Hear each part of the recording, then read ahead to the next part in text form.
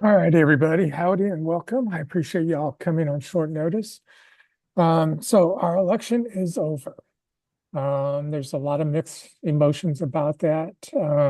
It is clear, though, that book bans will be a major issue that we're going to have to deal with, along with um, the aspect of increased pricing for printing. And of course, then everything else is going to go up with inflation. So that presents us with some major concerns because we're already struggling. So do we address these issues? Do we try to keep going forward? I sent out that notice this morning saying, look, we need members and donations. And so far, we only got $50 in donations. So that's a far cry from the minimum of 5,000 we need to be able to do things and stuff. So this is all up to you guys. Let's start with Ernie. What are your thoughts, Ernie? I, I don't know, Alan. We've tried a lot of different things. It seemed like at one time we had more book shows and there was more income from that, but the expense of doing them now may have wiped all those out, wiped that profit margin out. Yeah. Yeah, it was already hard to do them properly and to get good responses and stuff. And now I know everybody's just hurting financially still, and trying to get them to do more, I'm not sure that would work. So, All right. Let me go ahead and go on to Charlotte. What are your thoughts, Charlotte? I really don't have, I think time will tell, what's going to happen and all. And I know we've discussed this before, and I think you did it one time, you know, and then this is just a small revenue, but for people to be on and be interviewed and, get that, I know that takes your time, which is time is money. Right. So do we charge, people to come and get a video on the radio program, something they can use for their marketing? Yeah, I don't see that happening simply because we're not getting people signing up for doing it for free. If they're not doing it for free, then they're not going to charge. Well, I'm going to tell you something I heard at one of my meetings. It said if you sell yourself cheap, they're going to think it's cheap. If you charge more, then they feel like they're getting value. That's just what some people that made a lot of money told me. I Yeah. heard it. Yeah, I've heard that statement before and stuff, and that's kind of why I made that level 4, so that it showed that we have value and we're not that cheap. Yeah. But I'm always worried about everybody's financial situations and stuff, and that's why I've always fought to try to keep things as low as we possibly could. We lost somebody, hopefully she'll be back. But yeah, I've heard that many times before, and that's why we've always have got to charge for something. But I mean, I'm not sure what else to do at this point. So that's why I was hoping we could come up with something. So anything else you want to share? I can't think. I was trying to think if when I went to that children's book meeting, if they said anyway, their big fundraisers is pretty much their dues, Mm-hmm. and they're like 100 a year. Yeah. Okay. Welcome back. Becky, we still don't have your mic. There it is. All right. So Now let I hear me, you. okay. So let me go to Carmen. What do you think, Carmen?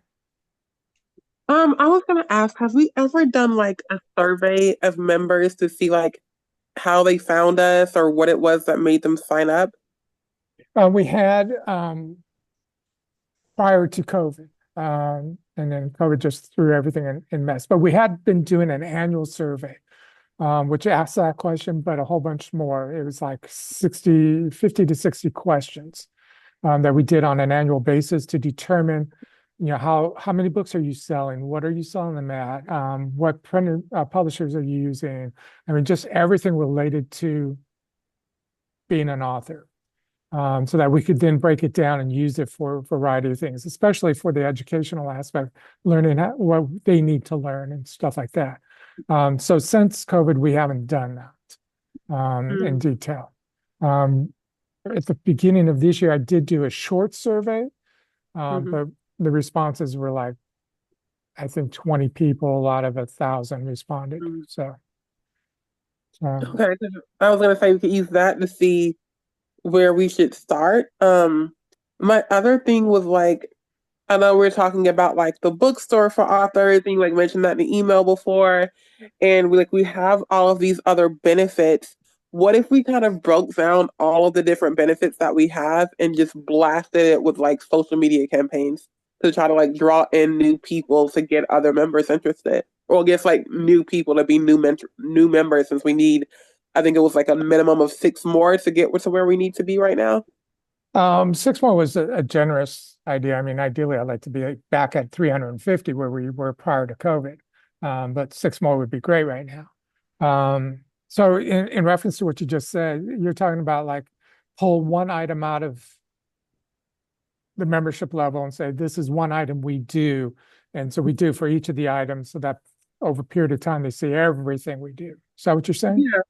Yeah, because I feel like we do a lot, but maybe if we break it down, especially because we have so many different like social media accounts, and we're already targeting like our audience, doing one and saying like, hey, you can be interviewed. Do you want to be interviewed? And like kind of blast your book and talk about what you do, and you can be in this magazine. Have you ever been in a magazine before? And just different things to kind of each time we're focusing on like one aspect and just drawing in more authors. Okay, that's something to consider. Okay. Becky, what do you have? I couldn't hear anything that was being said. Okay, So not what much. was the question? So Carmen was the last one who really had the most to say in that respect. But Charlotte also mentioned not to sell ourselves cheap. In other words, don't give away the kitchen sink, basically. Charge and show value. She mentioned about the TV show, charging people to be on it as a value and stuff. But as I mentioned, we're not even getting people to do it for free and stuff. So that's it in a nutshell. So Okay. I didn't hear your beginning question though, but I guess especially to what I assume Charlotte said, I do have a question. I used to be part of an organization or, a company, and we had to buy a kit. And if you made it too cheap or too easy to get, it didn't make the job seem important. And so if they don't have nothing, no skin in the game, if they have nothing to risk, then they have, so maybe like she was saying, you can't assume your product is not worth much. So we keep making it easier and easier for them right. to pay it out or whatever. Maybe don't do that. Maybe. I don't know. That's just a suggestion. Yeah. Yeah. In reference to what Charlotte said, I've heard her that type of comment said before from other people as well, is to not sell yourself cheap. And no matter how much I keep thinking of, a lot of members just don't have the extra money to begin with. So, trying to get them to be involved, to give them something to see the value is how I've always approached it. But we just can't do that anymore. Yeah, I mean, the $50 donation we got today saved one of our accounts from being closed, one of our websites. And we still have 12 more bills to be paid out this month. And so it's like really hurting. I put in the newsletter this morning that we need $10,000 for operating cash. Really, we need $5,000 by January 1st in order to make sure we can accomplish everything along the path. 6 memberships was real easy. It wasn't going to cover much, but I thought maybe that might help and stuff, but it's just not getting anywhere. So I'm at a point where if we can't reach 6 members or $5,000 by January 1st, there's no point in us going forward. We won't have any money to do Lone Star. We won't have money to just to continue on. I mean, $1,000 a month is basically our bills.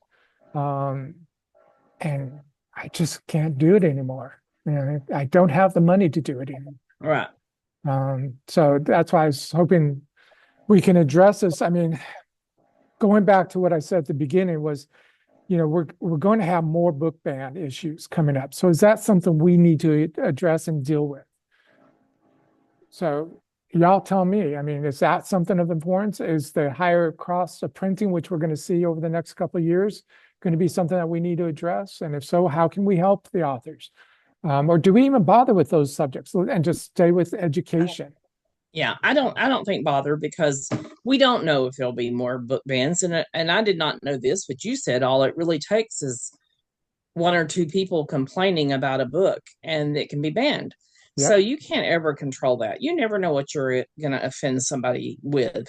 So I don't think we should worry about book bans. And as far as inflation, I mean, you can't control that either. It's going to happen or it won't. And it all depends on people's personal financial situation.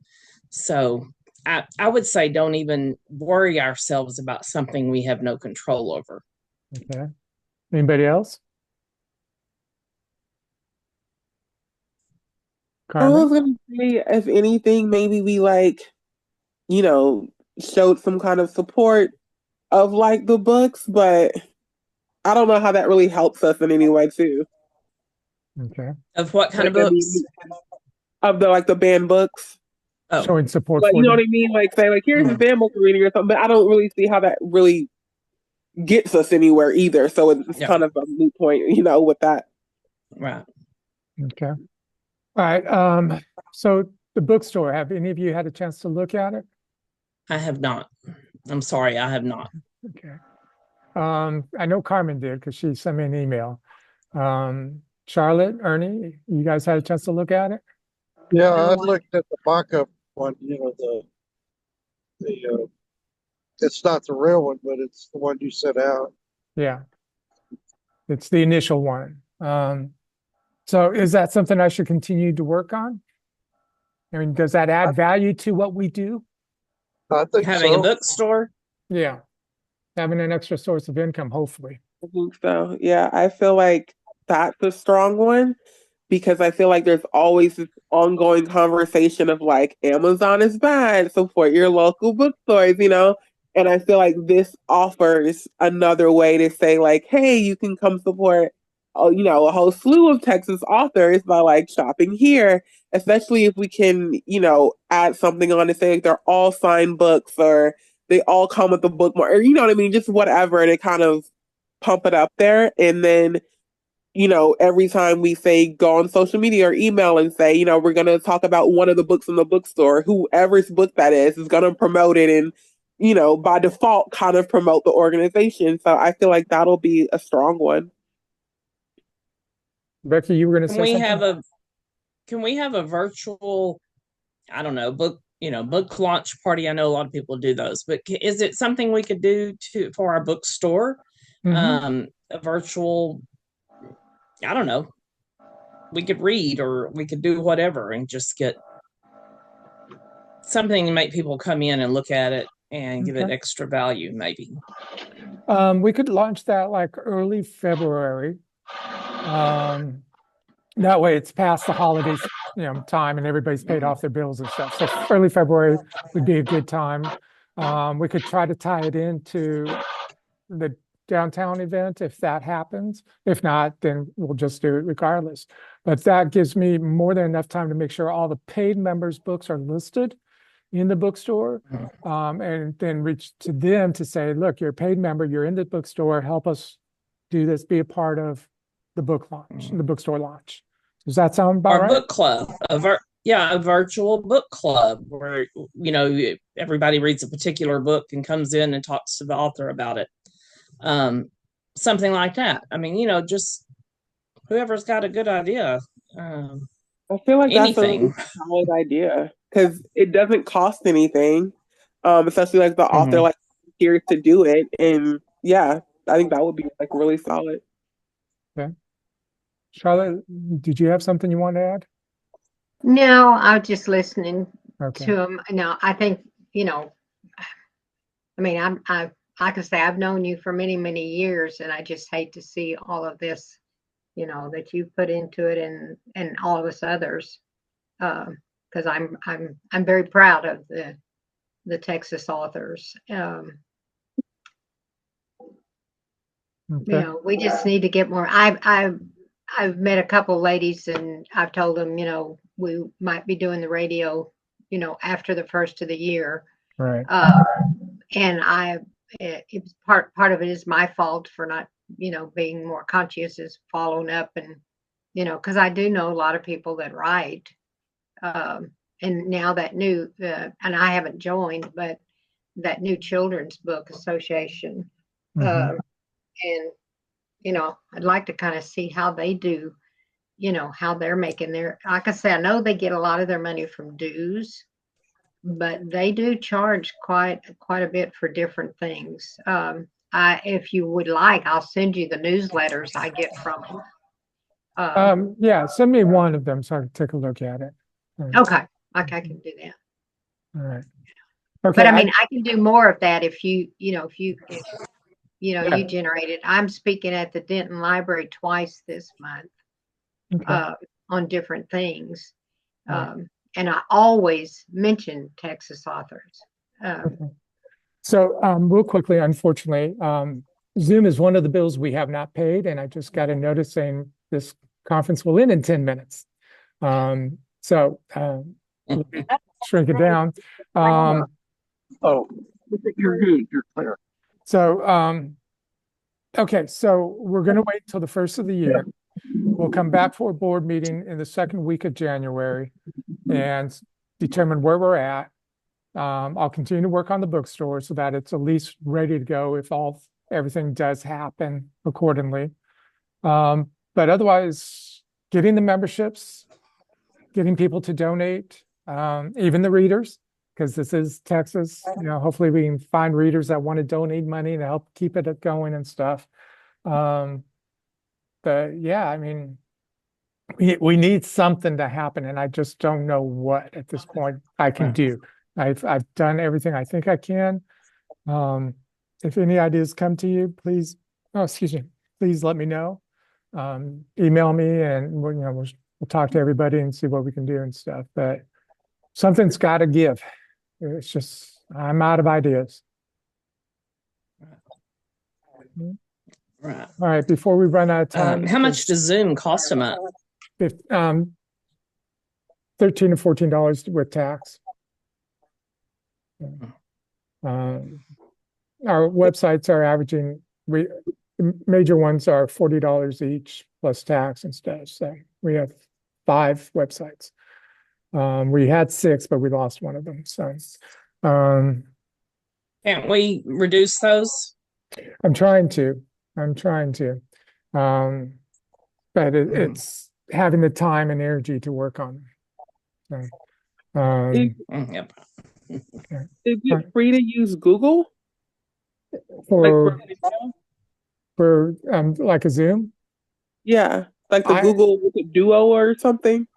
I know they've got something. I've never looked into it. So Okay. between now and our next board meeting, I'll see like what comes up. So, but Zoom has been pretty easy for us to use for the show and stuff, and that's why I've just kept with it and stuff. So, all right. Does anybody have anything else to share?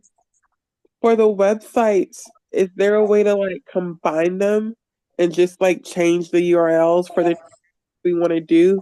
So we like So reduce. we have one website that has all the authors listed on it, which is like 2,000. Is what we're up to. And I can't move or change that one because of the database. It's just too hard to replicate.